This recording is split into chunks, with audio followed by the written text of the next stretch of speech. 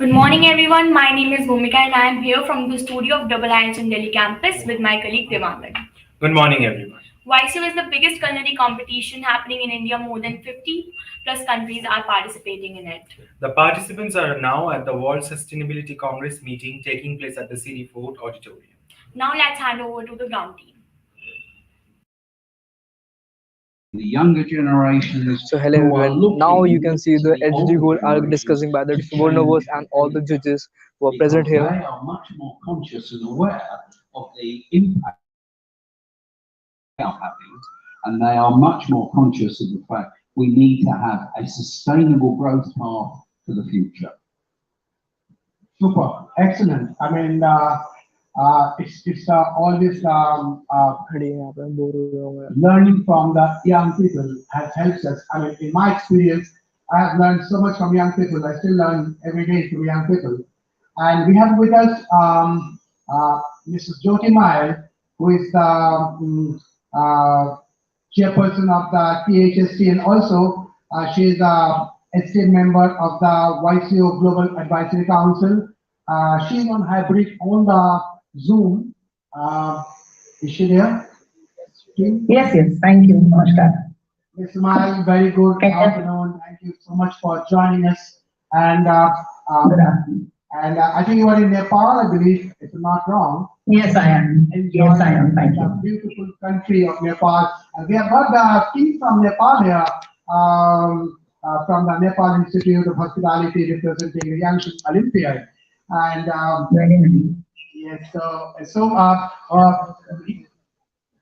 you are one of the most important influential in the country, in India, as far as the travel and tourism trade is concerned, having led the Thai and PHSC, and of course about your educational pursuit. I'd like to ask you how that travel trade you are seeing is changing, emerging, embracing the sustainable practice, especially in the tourism, especially in hills, mountains, and places like India and Nepal, which we have seen in the past. A lot of unsustainable practices been practiced by the tourists, and we have seen that. I think an excellent, exceptional Bhutan. I must say one of my favorite place to visit. So, Mr. Mal, can I ask you how you are looking at the sustainable future for the tourism? Yeah, sure. Thank you. Thank you once again, Dr. Suborna. Such a pleasure to be here, and namaskar. And I'll say namaskar Delhi because today I am in Nepal. Yes, it's a very pleasant January for all of you, and I'm sure everyone is having a great time. And I take this opportunity to greet my esteemed panel with a very warm welcome to the dignitaries and friends there. I'll just put this across. I'll not zero it down to Nepal or Bhutan, but I think sustainability is a evolving thing, and I think it's the largest, biggest word today and it's absolutely a buzzword today, and I think we need to go on that. And while I talk to you, the first thing that comes to my mind is that, I've read that Leonardo DiCaprio once said that our planet's alarm is going off, and it's time to wake up and take action. And I think that's what we need to do. So with this profound line, I would say that in the simplest manner that, it's one of the most pertinent topics of the current times, because sustainability in tourism and hospitality is very important. I'd also like to say that, the word sustainability can no more be considered like a niche topic that we keep discussing and debating all the time. I think time is running at a speed much faster than we can imagine. And we need to inculcate this word, of sustainability in our daily vocabulary.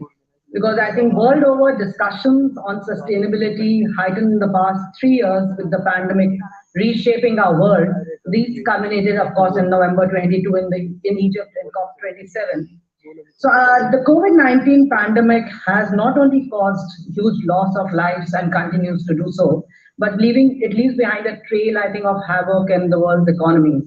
And like you just said, I've been a part of the travel industry for nearly 3 decades, and I've seen many cycles of downturn. However, there's never been so much panic and despair and hopelessness as caused by this virus. So the devastating socio-economic impact of this is going to take years for us to come back to normal. So I think That is what tells us how sustainability needs to move. Not only in we need to be it's about environment, it's also in societal and climate resilience, in economies, in our businesses. So I think we need to just ensure that there's a robust and sustainable recovery of the tourism sector. I think that's the first thing that comes out of sustainability in my mind. This will, of course, underpin tourism's resilience to be better prepared for the future crisis. Because I think the vision needs to be there to be sustainable in the whole format and not only I think most of us just talk about green energy and we talk about, sustainability environment. I'd also like to say that the situation is quite grim, but the good news is that there's hope. So it is heartening to learn that the world and the millions of discerning travelers residing in it are willing to make a difference. And I think that is why awareness is a very big thing that's coming into the forefront. And a new report where I was reading that the WTTC and the Trip.com group has revealed that 69% of the travelers are actually actively seeking sustainable travel options for 2023. So the report is titled "A World on the Move: Changing Consumer Travel Trends and Tourism Trends in 2022 and Beyond," shows that sustainability is a critical, very critical element of the travel agenda, with travelers aiming to reduce their carbon footprint and support the sustainable tourism. Well, additionally, I would also say when it comes to our own country as India, sustainability is about immersive experiences across the exotic lands. And I think India is a beautiful country and that's how we look at it, which are eco-friendly, benefit communities, and are tailored to ensure that travelers take back lifelong memories. Because I feel the Indian travel experience is all about hospitality of a friend, the knowledge of a local, the service of passionate experts, and an escape to an unexplored paradise. In fact, like this particular Olympiad, which I'm so proud to be associated with, and congratulations to you, Dr. Suborno, David, and the entire team. We can go a long way into spreading the horizon of sustainable tourism. By giving platform and recognition of young chefs from different parts of the country, we are widening the scope and outreach of tourism. If a chef from a small town in the country is exceptionally talented, she can travel across the world and create an impact and awareness about India.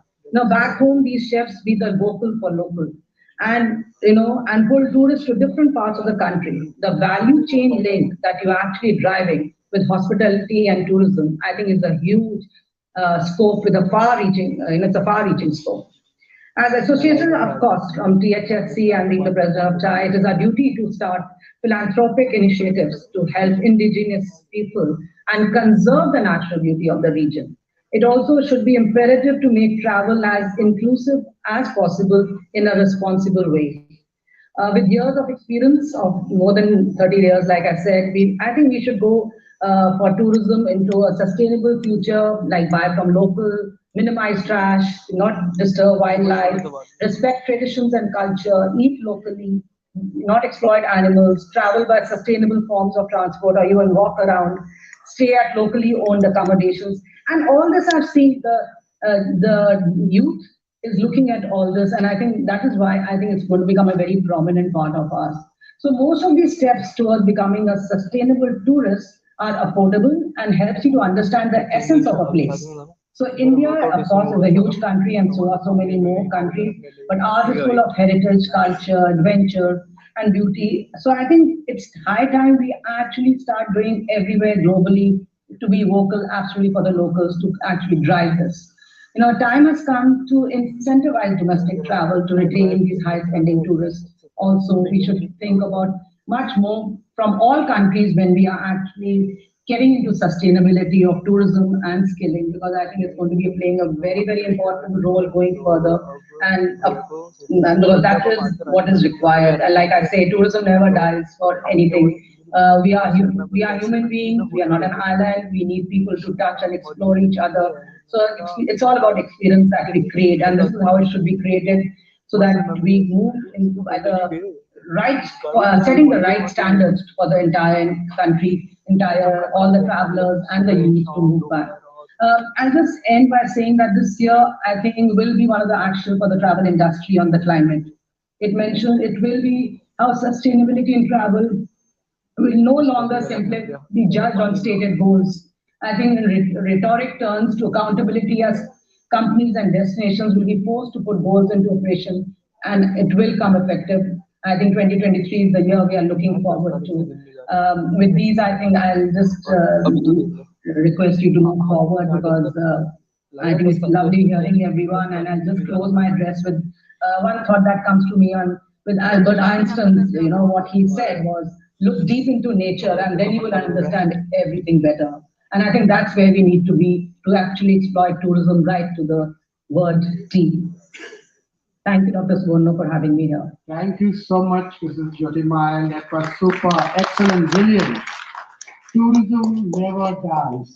It will never die. We all are here to make sure that it becomes even better, more exciting, more sustainable. And these are things that we are all here. And I have got a very interesting speaker with me today. And Mr. Paras Tumba, who has been in many action, adventure tourism, and I've heard so much about him. I'd like to listen from you, and we all like to listen from you about your take on what's going on in sustainability and what you feel are the roadmaps. Thank you so much. Thank you, Dr. Bose. Wonderful, Aradhana and Sir and Jyoti from Nepal. Aiko, everyone. So I am part of an organization called Global Himalayan Expedition, or you can say GHE. We have been operating in the mountains for almost 10 years now. It's 10 years for us. And what we have seen is that, we've been able to look at the lights here today. So do we need so many lights sometimes? Do we need, where is the energy coming from? So when you talk about sustainability, I believe the biofuel logo I was looking at, it has those SDGs kind of a mapping. I think SDG is a wonderful way of showcasing and talking about and where are you heading. And younger generation looks at the SDGs when they look at any kind of project or any kind of future initiative they want to do. If I'm not wrong, it's SDG number 12, which talks about responsible consumption. So when we started working in the mountain communities, our idea was to provide energy access. The villages didn't have solar electricity, we didn't have any kind of electricity. We gave them light by taking travelers to these remote areas, and the travelers would actually fund the cost of the solar system, which will go and lighten up these villages. So you're using tourism as a force to bring energy access to the communities we didn't have it. Now this happened 10 years ago with us. So fast forward now, most of these villages, we kind of electrified more than 100 villages in Ladakh. It's an area up in the north of India. And we started our work in the northeast part of India, which is state like Meghalaya, Mizoram, Nagaland, and Arunachal. And over these years, we figured out that when you get energy access, that also, which is solar, you're generating your own energy, you're also consuming it. So there is no wastage here. Number one, you're using a natural resource. And then we figured out that domestic tourism increased, and these unheard areas became potential tourism destinations. So they started setting up homestays. So we started working in homestays in these villages. And recently, just 2 years ago, we started with a concept called carbon neutral homestays. When everyone talks about carbon, we actually make sure we do an action on it. So any traveler who comes to these homestays, of course, currently you don't have electric vehicles in these mountain areas, so you have to travel by a petrol or a diesel vehicle. But once you're at the homestay, when you go around, you do trekking. The water you take bath or use it for food is heated through solar thermal water heaters. So it's solar heated. The electricity is solar. All of these homestays have a greenhouse, so you don't have to go anywhere. You just have to go at the backyard, collect your vegetables, and there are improved varieties of vegetables and fruits that are being grown now high altitude. And then even these houses are passive solar designed, so you get good amount of heat in the winters. You don't need to have extra heating sources. So when you look at all these things, it actually negates your carbon footprint, which has been which you have consumed while coming to our homestay. So eventually you balance out the whole thing. It sometimes becomes very scientific for a traveler to understand all these things, but you give them a picture at the end of the day, like a certificate. When you check out, okay, when you checked out, you drank 23 liters of water, which was heated by solar. Your food was sourced from here, and there was hardly any footprint. And that is when a traveler understands the importance of carbon footprint, sustainability, and regenerative tourism. Because, and that is something we have not told these indigenous communities. They already are practicing it. We're just trying to make sure that their practice is become as a tool for awareness for a travel industry as well. And what we're seeing is the resorts near those homestays have started practicing similarly. So, sustainability and these are good terms we talk quite often. But when you see it practiced on the ground, there's a much bigger belief on how things work out. And yeah, I think that's what, and even our expedition which we've led, we have seen that travelers coming on the expedition, when they go back to their own countries, these, Western or Eastern or even South America, most of them have gone back and have educated their fellow people that how tourism happens. And as per the report, 70% they are looking for sustainability options. Absolutely, I think they're more than that. It's all about talking about it and making sure, even if they have to invest a bit extra on it, which currently I don't think they need to, but even if they have to, they go for it because they understand what it brings to the environment. Yeah, that's about it, I would say. Thank you so much. That's a totally different viewpoint, which is excellent. We have actually learned so much from you about sustainable tourism in the ground level, what's happening in the parts of India, Northeast India. I come to the voice from the top series, this one, and you were listening to the voice of the top, the panel one of the Global Congress, and Professor Foskett. Professor Foskett, sustainability has been one of the things you have been talking much ahead of times, I think, for the last 15 years. And I think one of the things that we learned from the pandemic, from the COVID, is that yeah, it's really important in our daily life. So I like you to put our light on this, on the SDGs and the sustainability, and why we chose sustainability as the theme for the Young Shiv Olympiad. Over to you, sir. Thank you, Dr. Bose. I listen very intently to what's been said, and I can't disagree with any of it.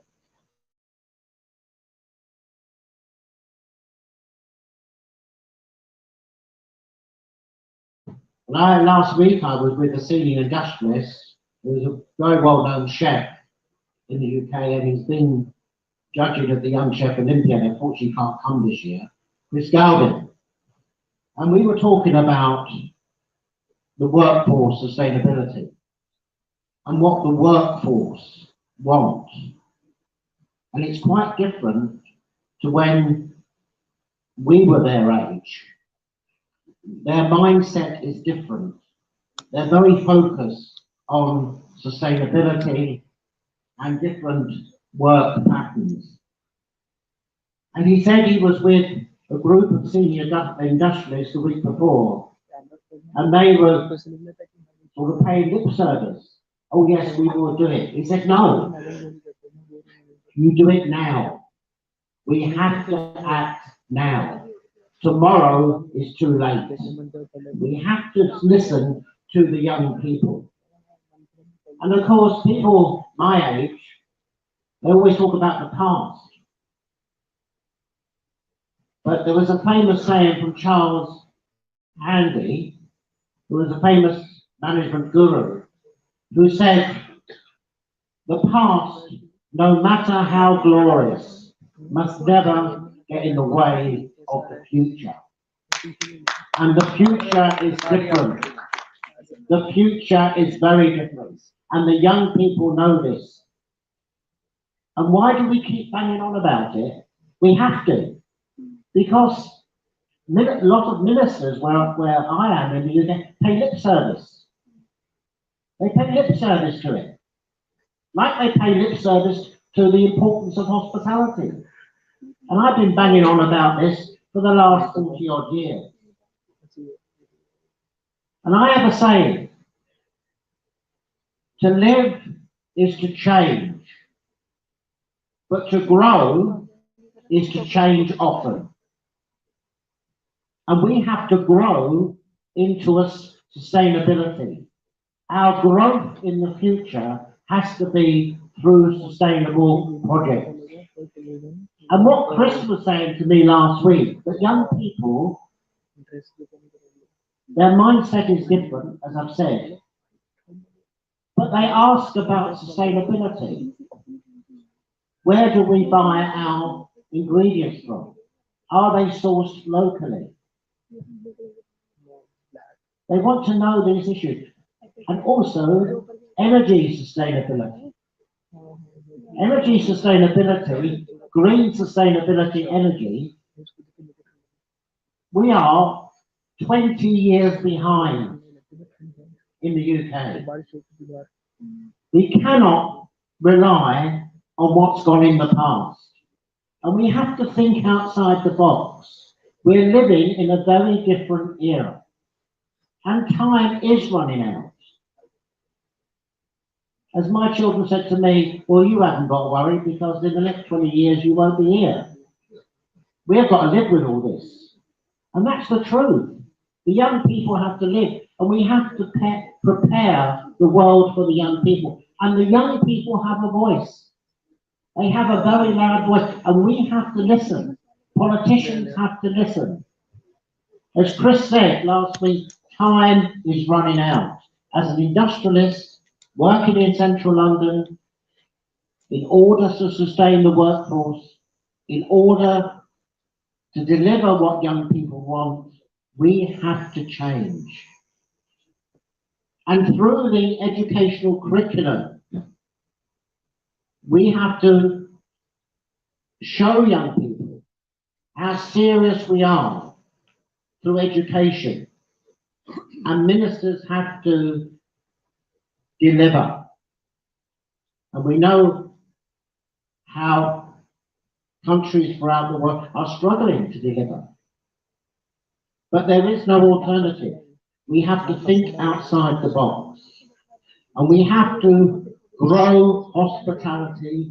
We have to grow sustainability. Tourism is important. We know that. People have an insatiable appetite to travel. That's human beings. But we have to find other ways to deliver the product and deliver what young people want. And we have to grow hospitality, grow sustainable hospitality, and we have to change. To live is to change, but to grow is to change often. And the key message is we must change often to deliver the hospitality and sustainability goals. Thank you. Thank you, Professor David Foster. That's brilliant. We need to change and change often, and that I think is one of the message that all the young people out here in this auditorium, the young chefs from all over the country, can take as a very, very key deliverable today: change and change often. And with that, I'd like to thank all the panelists for the first panel, Voice from the Top. We have listened to some brilliant deliveries, point of view, very different, but all we agree that sustainability is the present, and we need to embrace sustainability in order to live, survive, thrive, and grow. So thank you very much, ladies and gentlemen here, and of course Jyoti on the online as well. Thanks, Jyoti. And I'd like to end this session. Like to have one of the organizers to come with some mementos here. Can we have a group photo, please? I would request Dr. Bose to felicitate the panelists, please. Professor Peter Jones.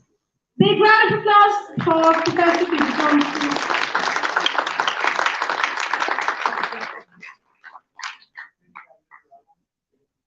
Mr. Paras Lumba.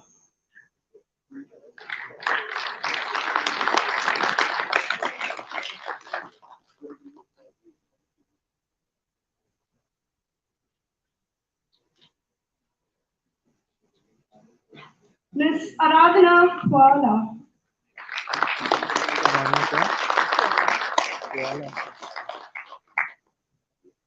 Professor David Fawcett.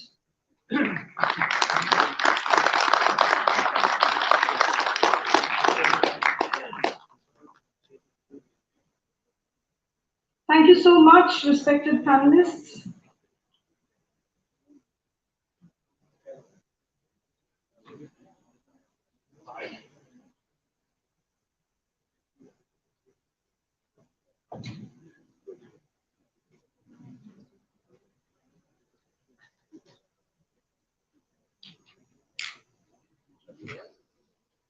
Okay, that was brilliant.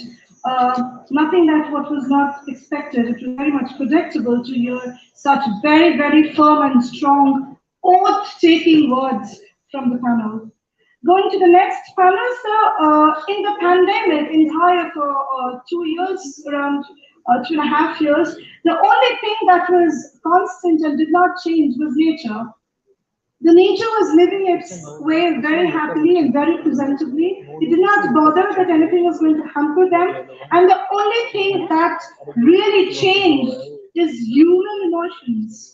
Yeah, for the good or for the bad, for the better or be it stable. But yes, it did change. For a change, we started talking about nature, thinking about nature, embracing nature more than anything or anybody else. So now let's go on to the next panel where we would listen to the voice of the industry who are living sustainability, dreaming sustainability and working on it every day. Again, you're going to hear this again every time I come out here on the dais for a better future generation. How much we say that it is in the hands of the next generation, but we are the ones who are going to lead that next generation to lead it ahead. Okay, so I would take the pleasure to welcome Mr. Kush Kapoor from the Rosary Hotels. Big round of applause for him.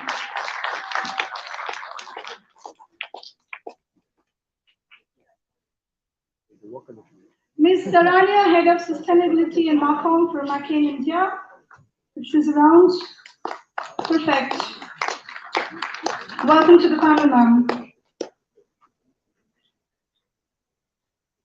Mr. H.C. Vinayaka.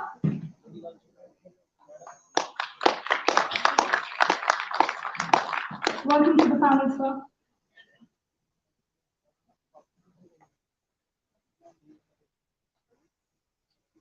Chef Chanud. And Chef Mario Pereira.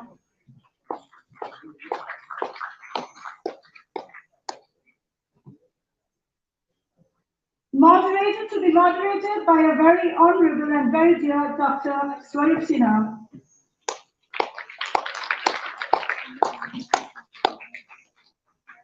Welcome to the panel, Doc.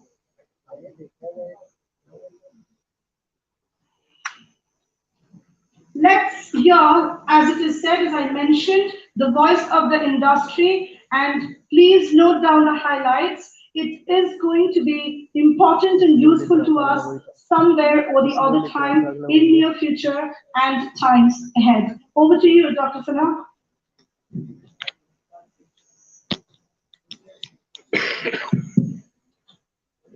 Good afternoon, everyone.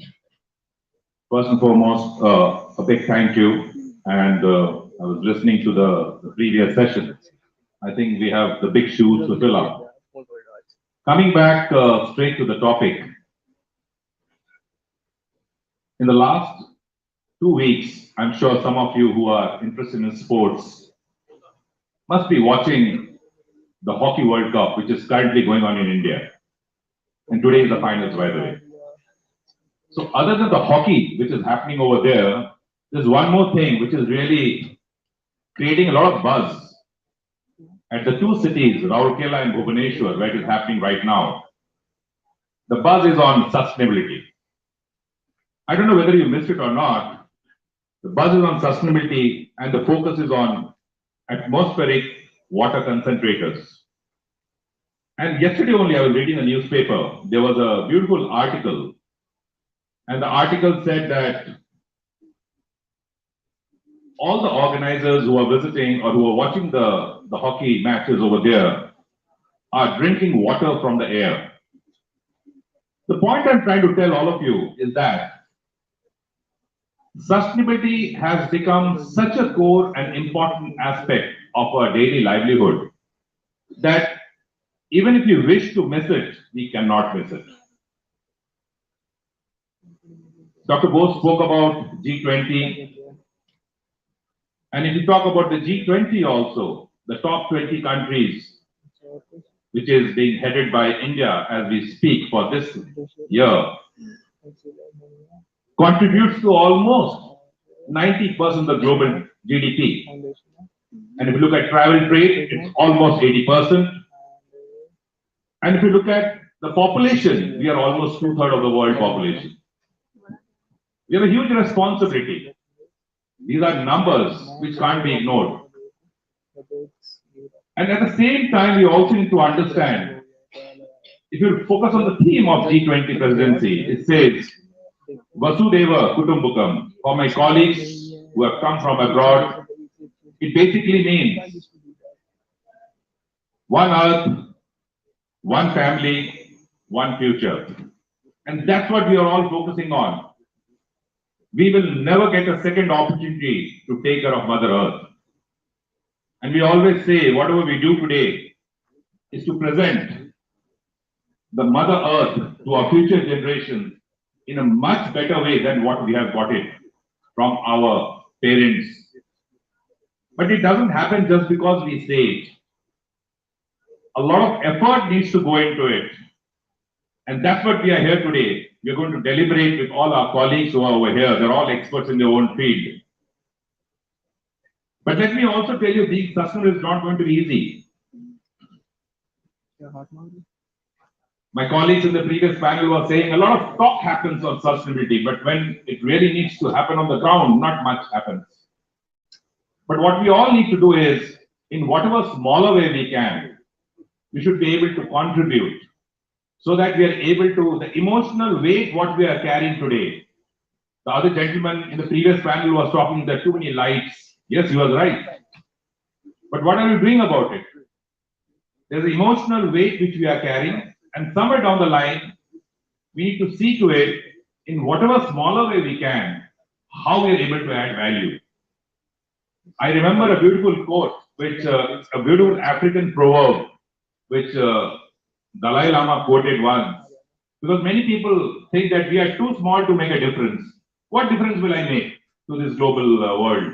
What difference will I make? How will I make a difference? I'm just one small person out of the global population. And he said beautifully, he said, if you think you're too small to make a difference, try sleeping with a mosquito. No one is small. It's all about mindset. You have to change your mindset, and that's what makes all the difference. So the panel discussion, what we're going to do today is, I'm going to put it in two separate blends actually. I request all my colleagues to first give a brief introduction to the topic which has been given to us. So we'll cover all the 5 colleagues in the first 1 minute, and after that, I will engage with them specifics to their specific industry, what they represent, because all the 5 colleagues sitting over here are from service sector, but from different sectors of the service sector. So I'll start with the young lady on the left, and I'll request her to give a brief introduction. Just keep it to time. Let's keep it 1 minute, and later on we'll give you time to speak about some of the specific areas of sustainability. Over to you, ma'am. Thank you, sir. Thank you so much for calling me young. Hi, my name is Saranya. I'm representing McCain Foods. I'd like to thank YCO for inviting McCain to this panel consisting of such esteemed panelists, and look forward to sharing what McCain does in the field of sustainability and also to learn from my fellow panelists. Thank you. Thank you, Saranya. Mr. Kapoor. Good afternoon, everyone. My name is Kush Kapoor. I take care of the brand Rosette Hotels and Resorts. I'm the CEO of the company. We are 6 years young brand right now, 3 hotels in India. It's all owned, managed by us, and we have 4 hotels now in the United Kingdom. They were all acquired by us as recently as one in Scotland. Thank you so much, and I'm sure I'm going to learn a lot of things from here. Thank you. Mr. Vinayaka. Yeah, good morning. Good afternoon. Namaste world, and Julie, YCO, as well as Dr. Bose and others. My name is Vinay. I represent ITC Hotels. I look after sustainability piece of this business. And We are about 150 hotels all over India with 6 different brands. And whatever we are doing in this field of sustainability, practical, which is available, anyone can come, learn, share, or improvise our processes, are most welcome. It's not going to talk. Thank you, Mr. Vinayaka. Chef Wood. Hi, my name is John Wood. I'm founder and MD of a technology system called Kitchen Cut. 40 years as chef in the industry, and had the pleasure of working across 5 continents during that time. And sustainability is something that's really close to my heart, and it was great news that YCO wanted to adopt this as a key part of the message they wanted to send. I'm really excited about the next few days and how we can pull that out. Thank you, Chef. Chef Mario. Good afternoon. Hi, my name is Mario Ferreira. I'm the technical chef from Dorchester. I think, first of all, thank you for the great hospitality, India, and be here. It's a great honor, and looking forward to talk about this great topic. I think it's something as a child probably we have practiced. I think where I was born, and putting the practice now and make it happen, I think it's our responsibility. So yeah, looking forward. Thank you. Thank you all. We'll start with Saranya, and before I ask her a specific question, if I ask each one of you in this room to think about few starchy foods or starchy vegetables, I think one vegetable will be common with all of us. I'm referring to potatoes. That's the organization she refers to. And Saranya, coming back to your McCain, your organization works very closely with the farmers. Can you please share the various initiatives which McCain Food Services are undertaken, the specific data points which demonstrates your commitment towards sustainability?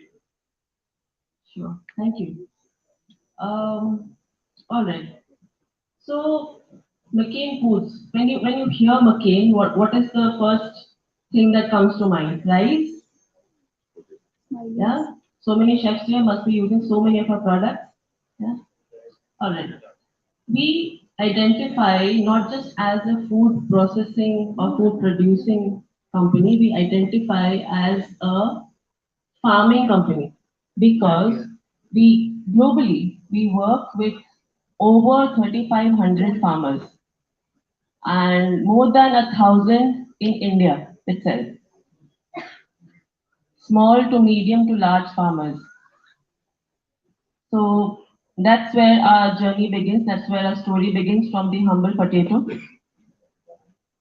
And for us, sustainability is not just about the potato, but it is about being sustainable across our value chain, be it our agricultural operations, be it our production operations, manufacturing operations, be it the final product that we all love so much, or be it the communities that we work with. We think of being sustainable every step of the way. Now, coming to our sustainability strategy, just like I mentioned, we cover all these 4 aspects in terms of 4 different pillars of a strategy. The first one being smart and sustainable farming. So like you mentioned, we do work with thousands of farmers, and it is very, very important for us that the potato that we produce is produced in a sustainable way. Towards that, we have made some commitments and have made a great deal of progress in achieving those commitments, starting with reducing our CO2 footprint in the production, in the growing of that potato. How do we reduce our CO2 footprint when we are growing in the farms of the farmers? We have committed that we would reduce our footprint by 25% by 2025 with a baseline of 2017. We are halfway there. I'm very proud to share with you that we are halfway there, and we're very sure that we will be able to achieve our commitments in the next couple of years. Talking about water efficiency, we target to reduce the amount of water that we use in producing 1 ton of potatoes by at least 15% in the next 2 years. Again, very proud to share that we have done that. We are there, almost there, and we will be completely there in the next 2 years. We are working with farmers to ensure that the electricity that they use to farm their farms comes from renewable sources. We work with them, we train them, we handhold them so that they use the minimal amount of fertilizers and pesticides required and to use organic fertilizers wherever possible. That takes a lot of time, a lot of efforts to work, to coach, to train and to partner with these farmers. We are also working towards ensuring that all our farmers, all our growers, all our partners do implement regenerative agriculture practices in their farms. Now, this is just about the farming part of it. If we talk about the manufacturing part of it, once the potato comes and arrives at our plant, even then we ensure that the electricity that we use to produce the fries that you all love, as of today, a quarter of it is renewable energy. And we aim to be 100% renewable energy by 2030. The water that we use to produce the potato, we ensure that we use the minimal amount of water required to process the potatoes and even recycle 100% of it. Our teams constantly work on optimizing energy usage in our operations, in our upstream and downstream transportations. We are a zero waste to landfill company. Most of the plastic packaging that we use in our operations is designed to be recycled. And the paper packaging that we use, all of it, 100% of it is designed to be recycled. This is just a glimpse of what we do in our operations.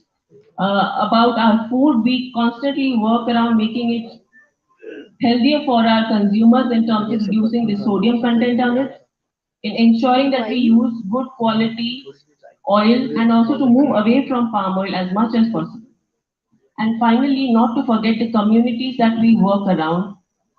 McCain globally and also McCain here in India, we work for and with our communities in terms of our community development projects. We've partnered with so many local homegrown NGOs, and we directly work with close to 2,000 beneficiaries, women primarily, small and marginal farmers, young children, to ensure that as we grow, they also develop with us.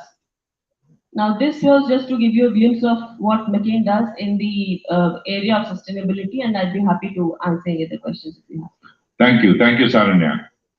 Coming back to Kush Kapoor, now you have been an established hotelier. So my question to you is, with both businesses and the leisure travel picking up pace, Indian hospitality industry is doing exceedingly well in 2022.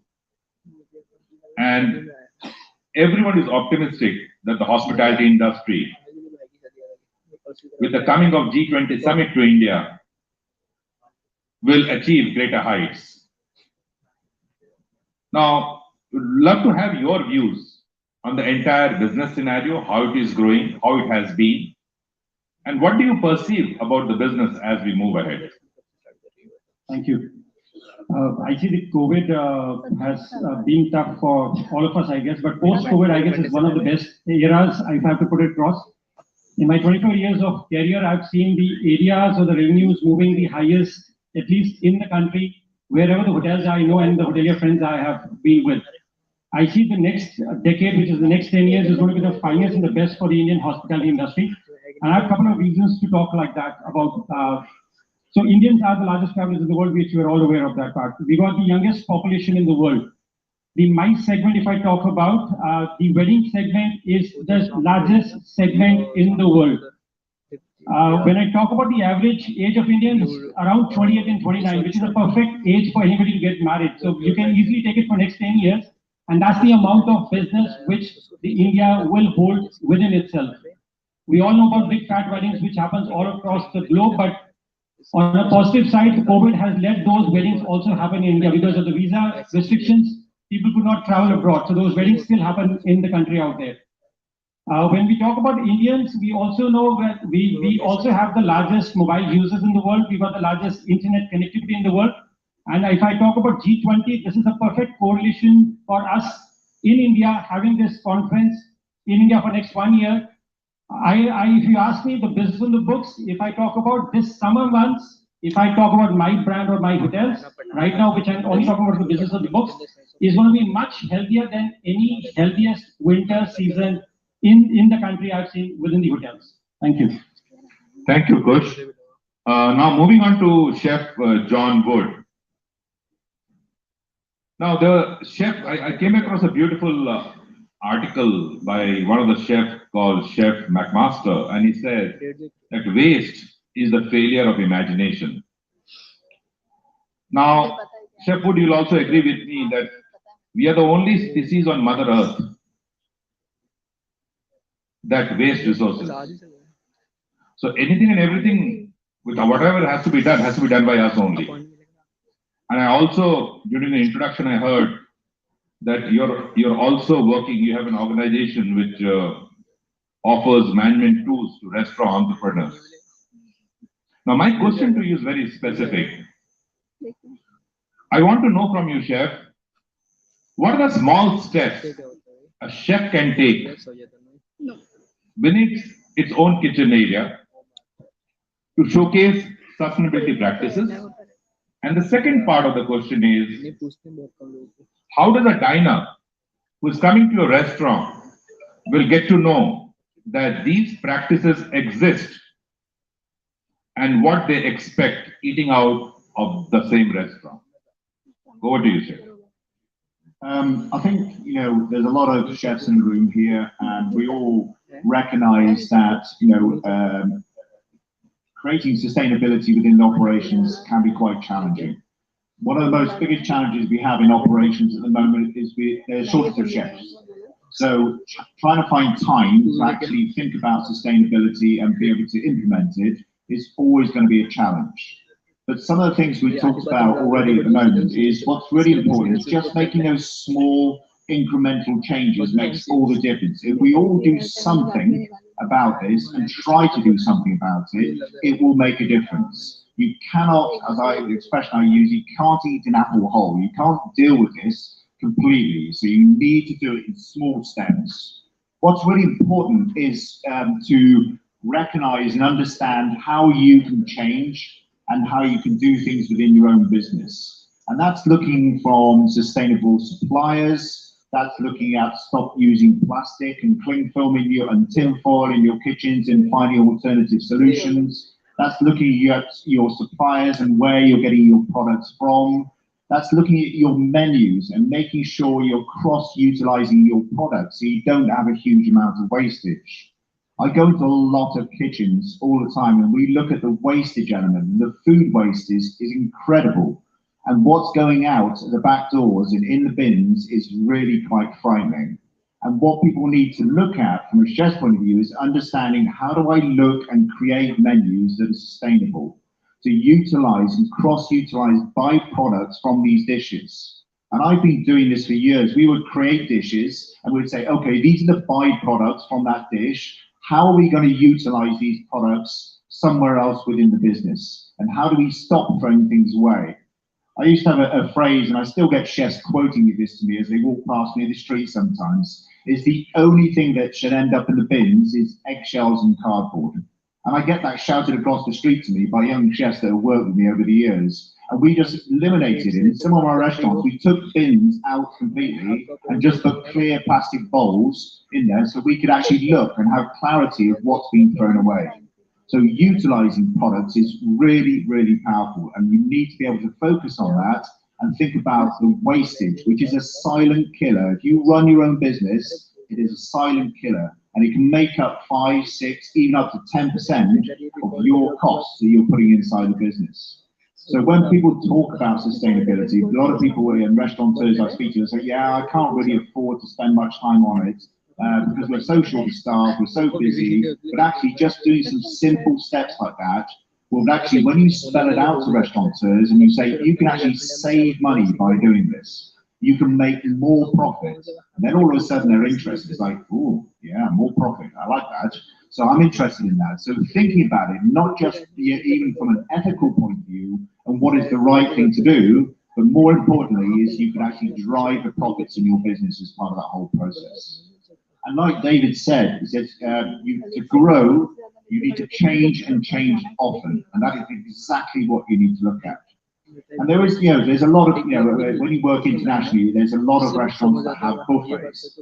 And I did an interview recently about, global buffets and how people deal with that. And there is a huge amount of wastage that goes into buffets. And I think talked about conspicuous consumption earlier on. And that is what happens on buffets. People go there, they pay their money, and they want to pile their plates high and thinking about, just take as much food as they possibly can, irrespective of whether they're going to consume it or not. So what's really important is to think about, for those hotels and restaurants that are doing these all-you-can-eat buffets as part of the whole process, is thinking about what are we doing, how do we do this, and how do we portion control this better, and make our customers aware of this. And the second part of the question you asked about, how do you let customers know about this? So we run a technology business and we look at wastage and we track that. And we're partnering with a company that's going to look at CO2 emissions on recipes. It's coming and it'll be coming to you very soon. So people are looking at creating calculated CO2 emissions on individual dishes. And there's technology out there now that can do that for you. We're partnering, we're working with Radisson Hotels at the moment, going across Europe, the Nordics, and then into Southern Africa and UAE. And that is then, they want to actually put this forward so you can actually look at them and create the CO2 emissions. And so that is one way you can communicate that out. And a lot of people write on their menus, yeah, locally sourced products, and they don't, it's not locally sourced, and they advertise these things. But actually, you've got to put your money where your mouth is. And you have to then stand up and actually search and find local producers, local suppliers, so you don't have to have the carriage and the transportation on all these products. And letting your customers know and actually putting on your menus and communicating that out is really, really important. Thank you, Chef. And I really like what you said just now. Put your money where our mouth is. That is very, very critical for all of us. Moving on to Chef Mario Pereira. Chef, I'd like to have your views on the emerging concept of the plant-based meal options, which basically is growing at an approximately, growing at a pace of almost 33% by 2025. I'd like to have your views about this concept and how will sustainability play a critical role in this. Well, I was born as a child in Sri Lanka. Food, what we have been eating as a child was all locally from your own garden or from the farm where it was brought up. And if you take all the meat element out, all the rest is all vegan and it's all plant-based. And now my journey has ended up in Park Lane and putting something on a plate, looking at my journey and my experience.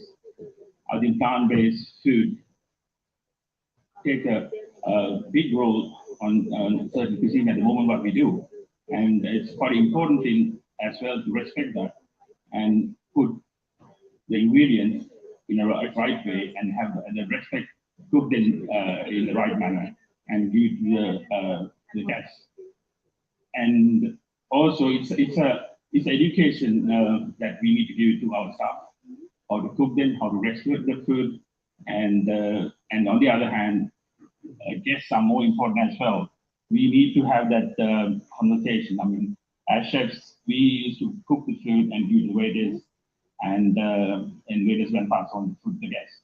But the trends have changed. We always go and talk to the guests as chefs and educate them and make them understand what is this plant-based food, what we're using, and how we put food and how we combine certain things together.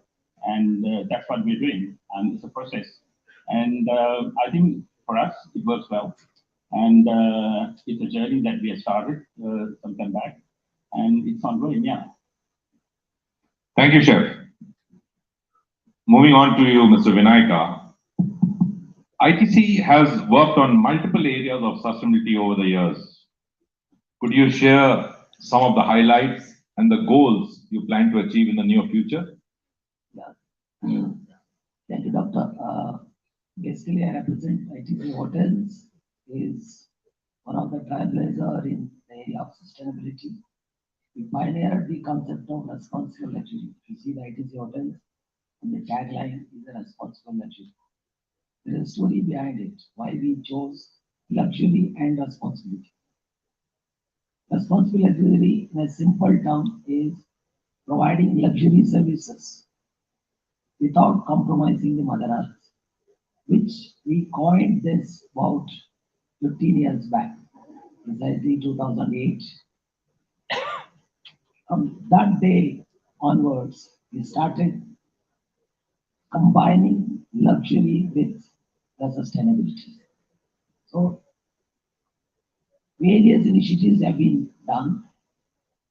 To name few, today the largest hotel chain in the world with maximum LEED Platinum certification is from ITC Hotels. We have about 23 hotels, all our own hotels, which are LEED Platinum certified. LEED stands for Leadership in Energy and Environmental Design. Both operating hotels and the new projects, we converted to that particular standard. It primarily speaks about 5 or 6 elements.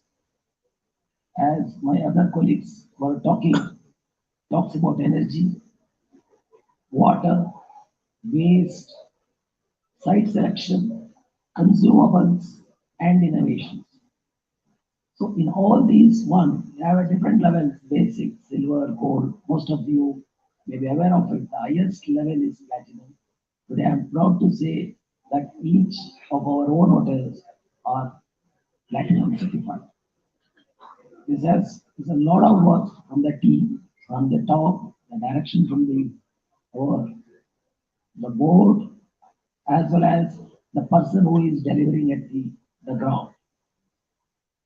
One of the things, as I was mentioning briefly earlier, whatever I'm explaining, anyone is welcome to come and have a look. It is not something a theory or a book. So that's what certain various initiatives which I'm just touching on because its time is, because of the paucity of the time, I cannot go deep into it. The second is 2030 Paris Agreement, that is COP21, whatever the benchmark set for the hospitality industry we achieved last year. That is, this is with respect to the carbon footprint or the carbon emissions.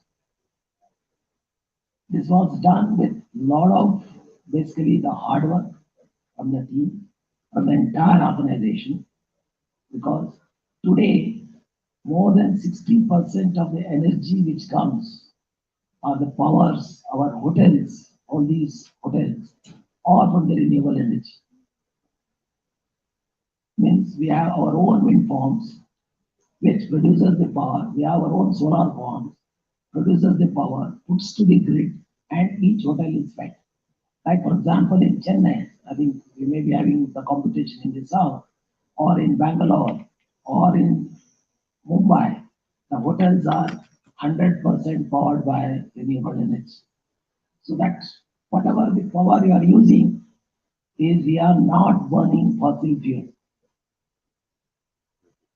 Third is when I was meeting to the COP21 is today we are already surpassed 2030 benchmark we have already reached.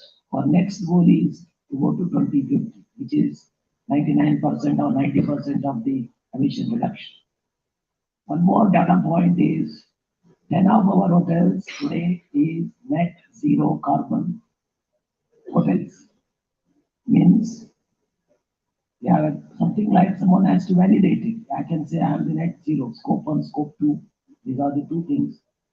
But it has been validated by net zero carbon certification. So that means these hotels, whatever the guests who are staying in our those hotels are producing zero carbon footprint. How we have done it? What are the process behind it?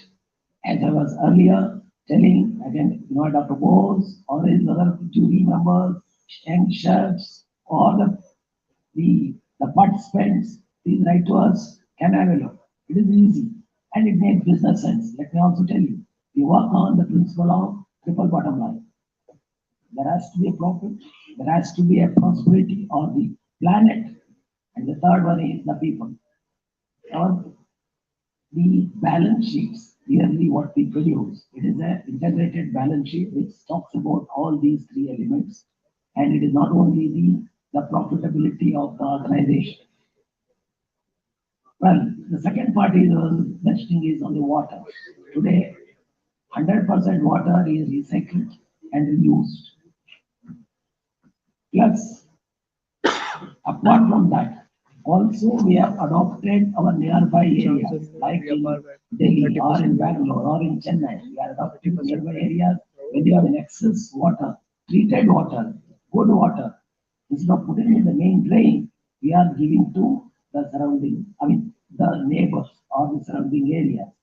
We are engaged with the municipalities, engaged with the golf course, so that there is no waste. Third, as was just mentioning Dr. Sinha about the World Cup hockey one, where they are doing something like atmospheric water generators. We did it about 2 years back in few of our hotels. Today, the drinking water in those hotels, I'm not saying 100%, approximately 40 to 50% of the drinking water come from atmosphere. Means the moisture in the atmosphere is condensed and it is chilled, filtered, and fed to the guest.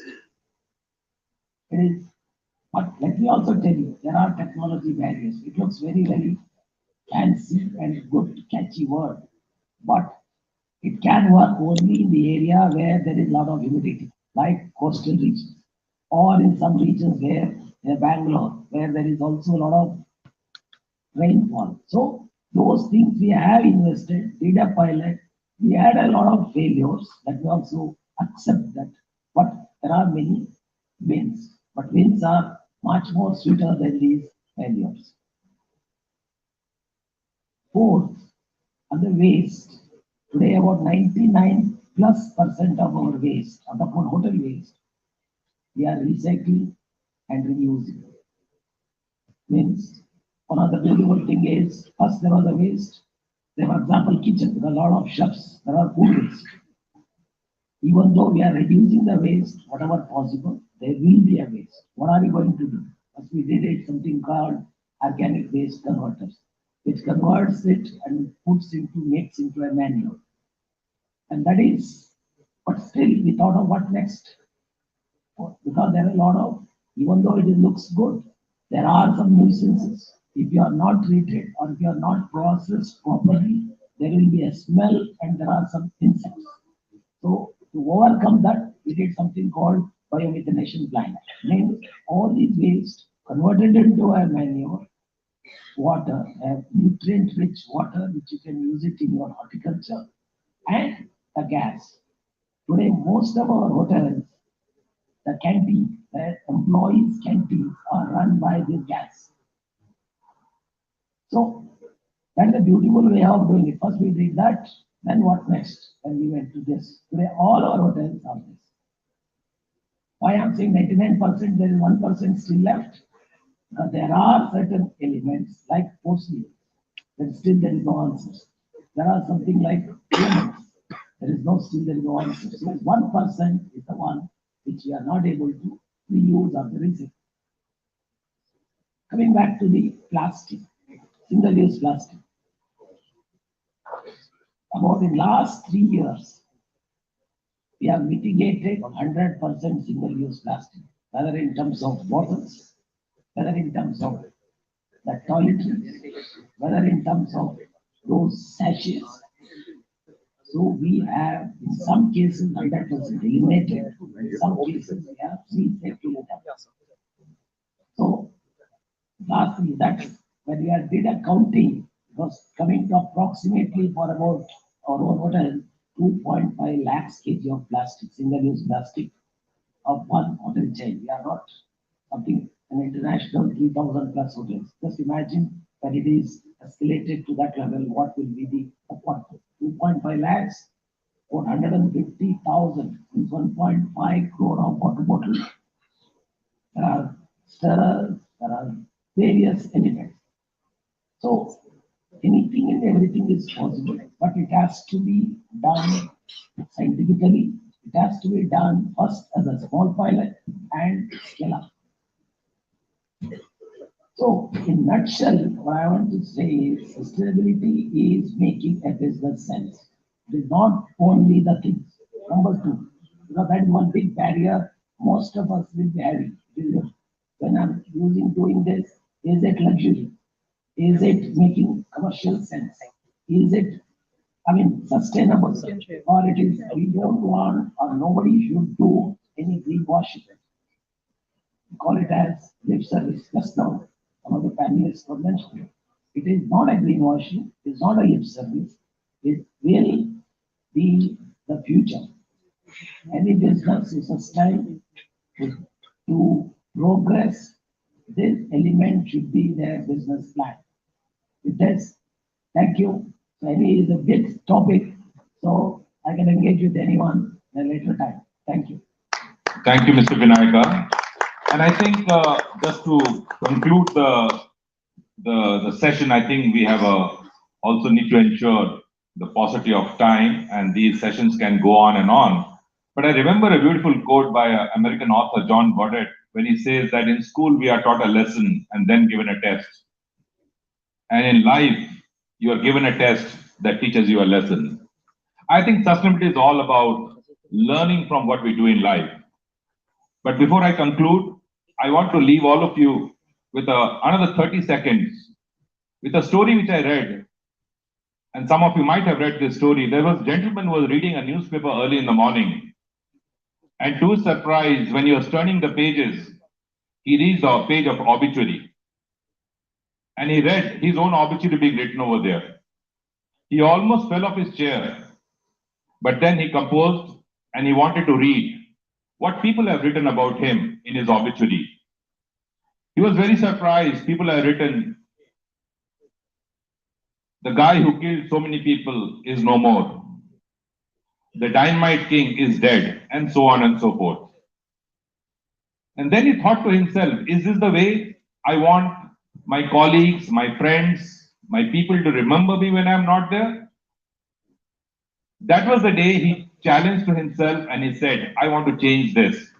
And he said, I want to focus on world peace. Some of you might remember whom I'm referring to. I'm referring to Alfred Nobel. I don't want to get into the history of how the Nobel Prize came. But he gave all his wealth in 1895, and from 2001, the Nobel Prize has been there in 5 different fields. The point all of us need to remember is that how do you want the world to remember you when you are not there? When we are there in front of us, everyone says good things. But the real test comes when what people say when you are not there. Thank you all, my colleagues, and I sincerely hope and feel that we have been able to add value. And thank you, and we look forward to meeting you again. Thank you once more. Absolutely splendid. Thank you so much, all of you. Request you all to be on the stage, please, and request Dr. Bose, if you may please come up to the stage to felicitate the panelists.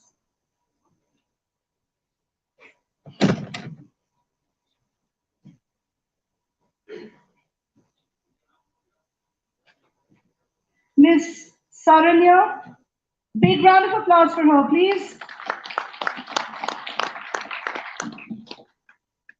Mr. Kush Kapoor.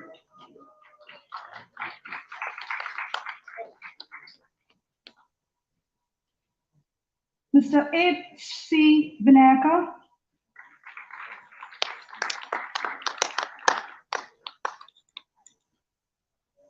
Dr. Swarup Sinha.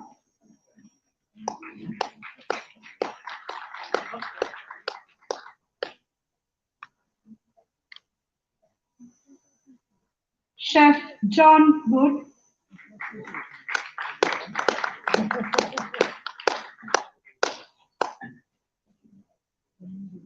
Chef Mario Pereira.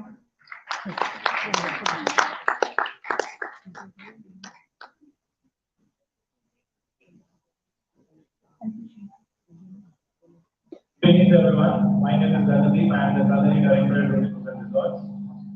So, as part of the sustainable initiatives, we recently have started a new concept of hydroponic farm at the heart of the house, wherein we are growing some exclusive variants of lettuce and herbs, which is grown in a soil-free environment. They are all 100% organic and we get pesticide which is used for them growing. It's just the nutrient-rich water which they are growing, rich in calcium, magnesium, and phosphorus. You can have a look. There is a wonderful Swiss chard which is growing out here. You can see some stevia. There is red sorrel.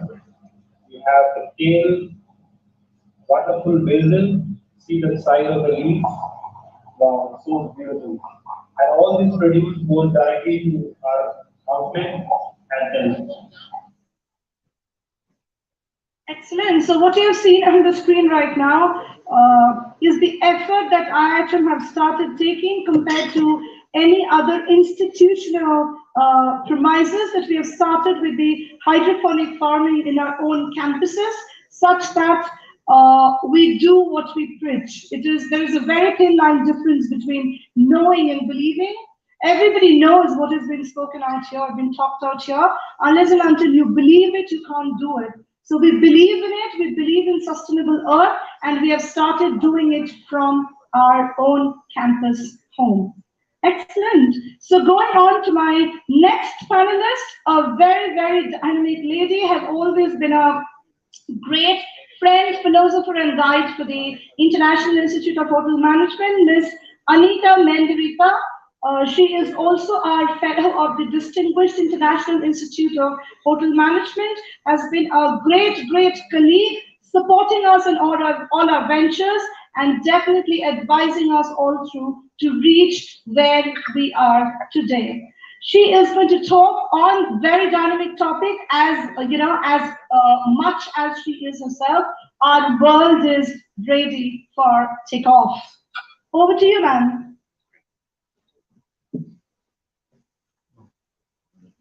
A very loving good morning and Dhanyavad. And I say good morning because it's very early morning here in London, but I am delighted to be with you all. I'm incredibly grateful and I congratulate you. It is wonderful to see everyone back together again in the hall.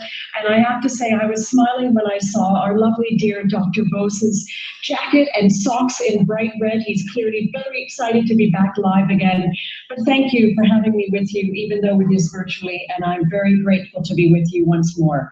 I also bring with me the very warm wishes of the Secretary General of the United Nations World Tourism Organization, Zurab Bololikashvili, who is, as always, a strong supporter of IIHM and ever grateful for what IIHM and YCO have been doing over the years to make sure that the SDGs of the United Nations become a key ingredient and of everything that the IIHM and YCO brings to the world.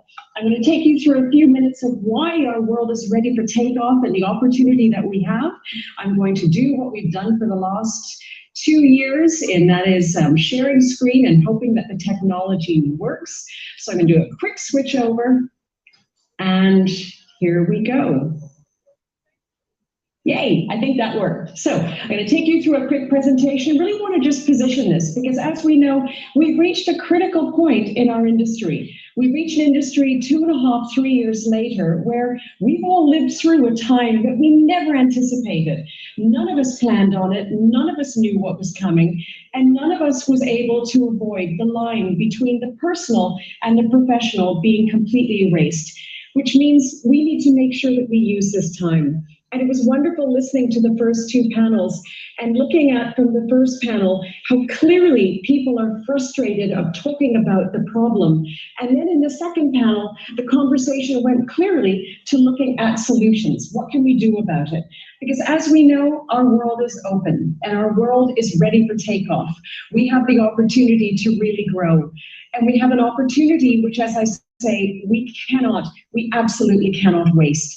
We see that we have all of this, as we say all the time, pent-up demand that is coming. That is a lot of the reflection of the pent-up budget, people who are wanting to travel, who've not been able to for the last 3 years. And it's an opportunity for us all. But it's an opportunity for us all to get it right this time. We had 2.5 years to sit back. Mother Nature gave us the time to really think about how quickly we were growing and some of the challenges we were facing. We need to make sure that we don't revert back to muscle memory and go back into looking at the metrics of arrivals, of meals served, of revenue generated, but rather look at the 360 degrees. What is the total impact of what we are doing? And is our behavior truly sustainable? If it's negative behavior, should we be doing it? If it's positive behavior, how do we scale it up? And it's exactly that was just said a moment ago by Mr. Benekia, who was speaking very much about specific examples in the hotel industry, about taking simple ideas and scaling them up. Scaling up to the point where you get millions of water bottles eliminated, millions of elements of plastic taken out of the value chain, millions of opportunities to really make a sustainable difference. So when we look ultimately at the way in which our industry is recovering, we can see from the UNWTO, when we look back at the last 3 years, we have never seen a collapse of our industry before. And I think what's important about this is just pausing for a second and recognizing not only do we need to recover as an industry, we as people need to heal. This has been a very difficult time. People have lost livelihoods, people have lost lives, and people lost a lot of hope. Now is the time to bring that hope back and bring the confidence back, and nowhere better than in a community like Iihm, where you are working with the next generation of our industry, the people who want to change the world and are not prepared to wait for us to come up with ideas. They're going to be the ones pushing it on the demand side and bringing it to life on the creativity side.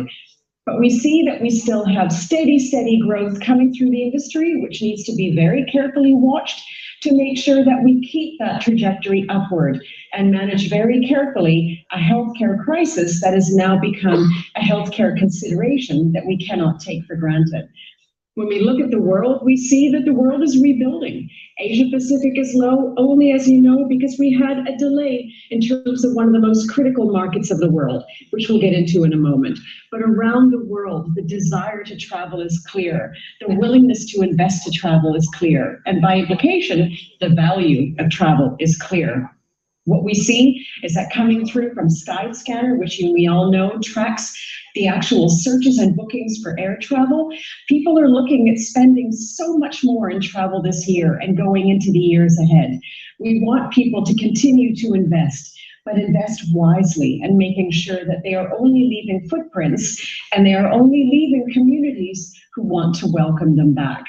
We've seen, as we know, from the end of December, the fantastic announcement that China has now opened its borders. It's allowing travel internally and externally in different phases, but it's happening. And this is brilliant because, as we know, in 2019, China was worth 150 million outbound travelers, critical to the global travel and tourism community, and critical to the global travel and tourism economy. And to give a sense of just how excited the Chinese are to travel again, a quick little video clip that's just come through in the last couple of weeks.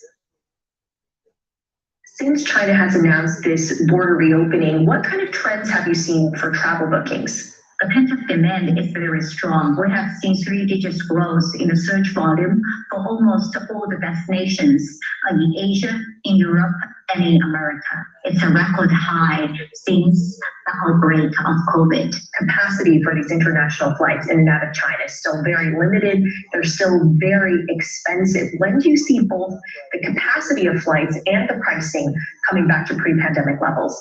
Because the demand is exceeding the capacity right now.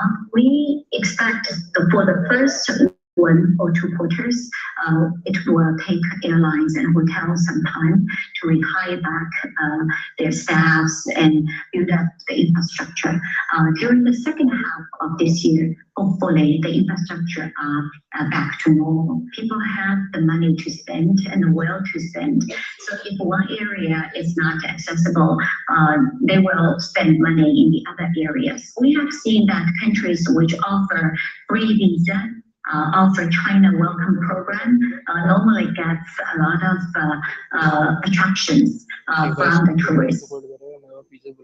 So this is all very, very good news. And the fact that the world is ready for takeoff, and right across the world, the opportunity is there for everyone to reconnect, to everyone to make a positive difference, and to everyone to make sure that the future of travel is a future of travel that we can be very proud of. We see in terms of global growth and opportunities, India very much is at the heart of where the opportunity is. So it's fantastic to see that so many people that have dreamt of going to incredible India are actually making the bookings. They're taking the time and they're making that dream come true. Importantly as well, we saw that during the global pandemic, governments did one of the smartest things they could have. And as much as borders were shut, they opened up their countries to domestic travel. This not only allowed economic and supply chains to start moving again, it broke down the psychological lockdown, allowed people to go out and explore, to feel the breezes, to see different environments, to just change their space. Because as we have seen, and as one of the blessings that's come through this time, never has it been more clear, the connection between travel and tourism and mental health. The ability for people to go and visit loved ones, go and discover more, go and learn more, to simply be out in the open. And as they learn about the world, they learn more about themselves. The opportunity is literally everywhere. But what we found, however, and as we've always known, and this is critical, and everyone in the room that's watching this knows this, that travel and tourism is not just about the traveler. It's about so much more than that. It's always about the ripple effect. And as we say, it's about the egg. And I tell this story often, and it's really a good way of demonstrating the difference that one traveler makes. So our dear Dr. Bose jumps on a plane, comes across to London, is having a visit with the Iihm team here, and wakes up in the morning and wakes up in the Dorchester at the hotel.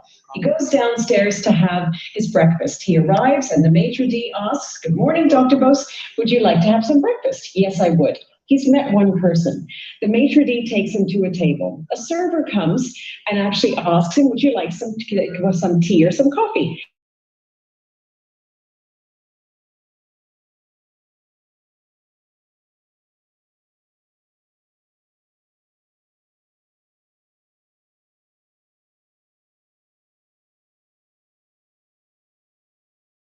Sunny side up, because he is a very sunny-sided personality with all the brightness that he brings. She takes the order back. The order is taken by someone receiving the orders, the third person. That order then goes to the kitchen, and the person taking in the orders to fulfill the product takes it, fourth person. That's handed then to the chef, who actually makes the sunny side up egg. Thank you for joining us. We are going back to the studio team from in IIHM. Manages the storeroom. The eggs arrive into the storeroom from a delivery company. The delivery company reads. Wasn't it interesting to listen to the noteworthy views of our esteemed mentors, Devangan? Yes, it really was, Bhumika. Thank you for joining in us. We will be back soon to IIHM Delhi studios for further updates. Stay tuned, folks.